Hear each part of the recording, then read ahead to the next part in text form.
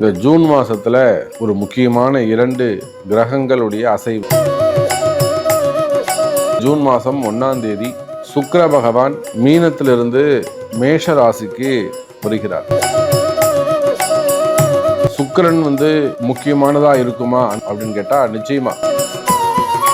இந்த செவ்வாய் நீச்சம் அடைந்து அந்த நீச்சத்திலிருந்து அவரும் நிவர்த்தி ஆகிறார். அப்ப இந்த 2 கிரக அமைப்பு உங்க ராசிக்கு என்ன நடக்க போகுது ஃபுல் டீட்டெயிலா பார்க்கலாம் பாருங்க.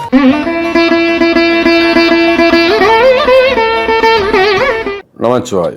ஆதித்யாய சோமாய மங்களாய புதாய ச குரு சுக்ர சனிபியஸ்ச ராகவே கேதவே நமோ நமஹ. எல்லாம் வல்ல ஆதித்யாதி நவகிரகங்களையும் என்னுடைய உபாசனை தேவதை அன்னை ஸ்ரீ வாராகி அம்பாளுடைய மலரடிகளையும் தையல் நாயகி அம்பா சமேத வைத்தீஸ்வர வைத்தியநாத பெருமானுடைய திருவடிகளையும் வணங்கி உலகம் முழுவதும் வாழக்கூடிய என் அன்பு பக்தர்களே, இந்த ஜூன் மாதத்தில் ஒரு முக்கியமான 2 கிரகங்களுடைய அசைவு வான் மண்டலத்திலே ஒரு முக்கியமான அசைவு. ஒன்று, ஜூன் மாதம் 1ஆம் தேதி சுக்கிர பகவான் மீனத்திலிருந்து மேஷ ராசிக்கு வருகிறார். சுக்கிரன் இது ஒரு முக்கியமானதாக இருக்குமா, அந்த அளவுக்கு ஒரு இம்பார்ட்டண்ட்டாக இருக்குமா அப்படின்னு கேட்டால் நிச்சயமா. இந்த சுக்கிரன் பகவான் மீனத்தில் இதனால் ஒரு ஒரு ஒரு 2 மாதமாக நீங்கள் கணக்கு போட்டு பார்த்துக்கோங்க உங்களுக்கு எதெல்லாம் நடக்குதுன்னு. எவ்வளோ பணம் நீங்கள் மிஸ் பண்ணியிருக்கிறீங்க, என்ன பேச்சுவார்த்தை நீங்கள் நடத்திருக்கிறீங்க, உங்களுக்கு எப்படிலாம் ட்ரபுள் உருவாச்சு, சரிங்க, அதெல்லாம் நீங்கள் நினச்சி பார்க்கலாம். எனக்கு தெரிஞ்சு மார்ச் மாதம் 15ஆம் தேதியிலிருந்து இந்த பண பிரச்சனைகள் உங்களுக்கு ஆரம்பிச்சிருக்கும். ஸோ இந்த ஜூன் மாதம் 1ஆம் தேதியோடு இந்த பிரச்சனை முடியுது. ஜூன் 1 சுக்கிரன் மேஷ ராசிக்கு பிரவேசிக்கிறார். அதே போல் இது நாள் வரையில் செவ்வாய் பகவான் கடகத்தில் போய் நீச்சமாக இருந்தார். அப்போது இந்த செவ்வாய் நீச்சம் அடைந்து அந்த நீச்சத்திலிருந்து அவரும் நிவர்த்தி ஆகிறார். இப்போது ஜூன் மாதம் 7ஆம் தேதியிலிருந்து அவரும் நிவர்த்தி அடைகிறார். அப்போ இந்த 2 கிரக அமைப்பு, ஒன்று செவ்வாய் நீச்சத்திலிருந்து இயல்பு நிலைக்கு சமமான நிலைக்கு சூரியனுடைய வீட்டுக்கு வருகிறார். அதே போல் சுக்கிர பகவான் அவரும் தன்னுடைய நிலையை மாற்றி மேஷத்துக்கு வருகிறார். இதனால் உங்களுக்கு என்ன மாதிரியான மாற்றங்கள்லாம் நடக்க போகுது? ஸோ அரசியல் தலைவர்களாக இருக்கலாம், அல்லது சினிமா துறையை சார்ந்தவர்களாக இருக்கலாம், செய்தி அல்லது மீடியா துறையை சார்ந்தவர்களாக இருக்கலாம், அரசு அதிகாரிகளாக இருக்கலாம், காவல்துறை அதிகாரிகளாக இருக்கலாம். ஸோ உங்களுக்கு இருக்கக்கூடிய பிரச்சனைகளெல்லாம் எப்படி சார்ட் அவுட் பண்ண முடியும், ஸோ உங்கள் ராசிக்கு என்ன நடக்க போகுதுன்னு ஃபுல் டீட்டெயிலாக பார்க்கலாம் வாருங்கள். அன்பார்ந்த மீன ராசி அன்பர்களே, மீனராசி அன்பர்களே, செவ்வாய் சுக்கிரன் இடமாற்றம். மீனராசிக்கு நான் உங்களுக்கு என்ன சொல்கிறது, 7.5 சனி நடந்துக்கிட்டு இருக்கு. 7.5 சனியில் ஜென்ம சனி நடந்துக்கிட்டு இருக்கு. மீனராசிக்கு எல்லாமே பார்ப்பதெல்லாம், அதாவது அரண்டவங்கண்ணுக்கு மிரண்டதெல்லாம் பேயின்னு சொல்லுவாங்க. அரண்டவங்கண்ணுக்கு கண்டதெல்லாம் பேயாகத்தான் இருக்கும் அப்படின்வாங்க. அந்த அளவுக்கு ராசியில் இருந்த ராகு மீனராசிக்கு நிறைய ட்ரபிள்ஸ் நம்ம பார்த்துட்டோம்.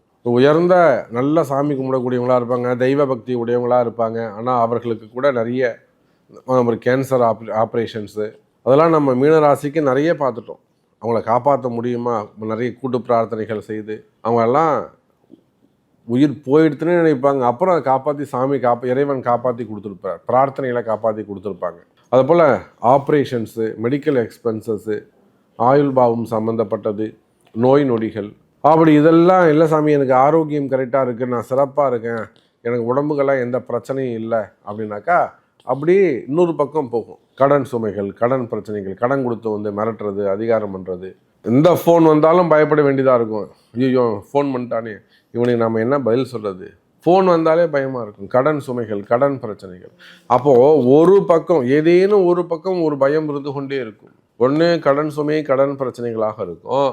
இல்லைன்னா எதிரிகளால் வரக்கூடிய தொந்தரவுகள், எதிரிகள் இட பிரச்சனையாக இருக்கலாம், சொத்து பிரச்சனையாக இருக்கலாம், வம்பு வழக்குகளாக இருக்கலாம், பணங்காசுகளாக இருக்கலாம், குடுக்கல் வாங்கலில் வந்த பிரச்சனைகளாக இருக்கலாம், ஃபைனான்ஸாக இருக்கலாம், அல்லது இட பிரச்சனைகளாக இருக்கலாம். அப்போது எதிரிகளால் வரக்கூடிய தொந்தரவுகள். அப்போ இன்னொரு பக்கம் ஆரோக்கியம் சம்மந்தப்பட்டது, இன்னொரு பக்கம் தொழில் அமைப்புகள். அப்போ இந்த 7.5 சனி அதிலும் ஜென்ம சனி நிச்சயமாக அடுத்து மீன ராசி அன்பர்களை ரொம்ப பிஸியாக வச்சுக்கிட்டு இருக்கு. இப்படி கூட நம்ம சொல்லலாம், பாசிட்டிவாக சொல்லலாம். எப்படி சொல்லலாம், மீனராசி அன்பர்களை சனி பகவான் மிகவும் பிஸியாக வைத்திருக்கிறார்.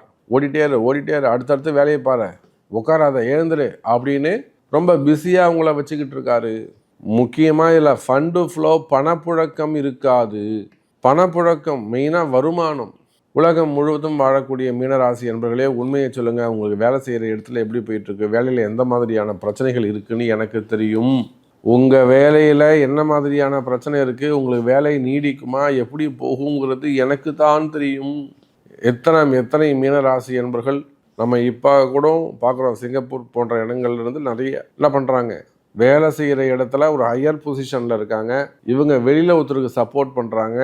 அதனால் இவங்களுக்கு வேலை போகுது. இவங்க ஒரு உதவி தான் பண்ணுறாங்க ஒருத்தர் பிஸ்னஸ் ஸ்டார்ட் பண்ணுறதுக்குன்னு. அவங்க கொஞ்சம் பணங்காசு இன்வெஸ்ட் பண்ணுறாங்க. இவங்களுக்கு இந்த இடத்துல வேலை போயிடுது, ஒரு வம்பு வழக்கு வந்துடுது. இதெல்லாம் மீனராசிக்கு நம்ம வேலை வாய்ப்புகள் எத்தனையோ பேருக்கு நம்ம காப்பாற்றி கொடுத்துருக்குறோம். அப்போ வேலை வாய்ப்புகளில் வரக்கூடிய பிரச்சனைகள், பதவி போட்டிகள், ஒரு கௌரவமான போஸ்டிங்காக இருக்கும். கமிட்டி மெம்பர்ஸ் ஒரு 10 பேர் இருப்பாங்க. 10 பேர்னா 9 பேர் சேர்ந்து சப்போர்ட் பண்ணுறான். ஒருத்தவன் மட்டும் எதிரியாக இருப்பான். அவன் போய் பின்பக்கத்துலேருந்து அவன் ஏதாவது போட்டு கொடுத்து வம்பு வழக்கு இல்லை ரைடு அந்த மாதிரி ஏதாவது ஒரு சிக்கலில் மாட்டி விட்டுருவான். அப்போ பதவி போட்டிகள், இதையும் நம்ம பார்த்துருக்குறோம். அவங்களுக்கும் நம்ம உதவி செஞ்சுருக்கிறோம். பதவி போட்டிகள், தொழில் போட்டிகள், தொழிலில் வரக்கூடிய சிக்கல்கள், வேலையில் இருக்கக்கூடிய சிக்கல்கள், வேலை செய்கிற இடத்துல இருக்கக்கூடிய ப்ராப்ளம்ஸ், சிக்கல்கள், அதே போல் தேவையில்லாத வம்பு வழக்குகள், இந்த மாதிரியெல்லாம் அடுத்து பிரச்சனைகளில் இருக்கக்கூடிய மீனராசி என்பர்களே, உங்களுக்கு ராசிக்கு 2 3ஆம் அதிபதிகள் 2 பேருமே சிறப்பாக இருக்காங்க. 2 9 செவ்வாய், 3 8 சுக்கிரன். அப்போ 2 3 8 9 அப்படிங்கிற முக்கியமான 4 பாவங்கள் இயங்க போகுது. இதில் முக்கியமாக 2 9 வேலை செஞ்சாலே உங்களுக்கு பல பிரச்சனைகள் தீரும், பண பிரச்சனைகள் தீரும்.